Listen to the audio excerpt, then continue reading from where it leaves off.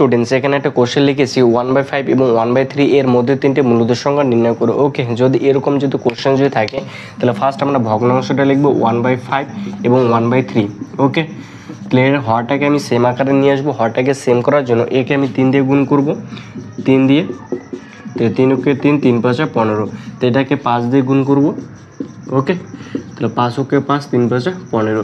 যেহেতু আমাকে তিনটা মূলত সংখ্যা নির্ণয় করতে বলছে, 3 এর পরের সংখ্যা 4, তাহলে এটাকে 4 দিয়ে গুণ করব, এটাকে 4 দিয়ে গুণ করব। 3 4 12, 4 15 60, তাহলে এটাকে 4 দিয়ে গুণ করব,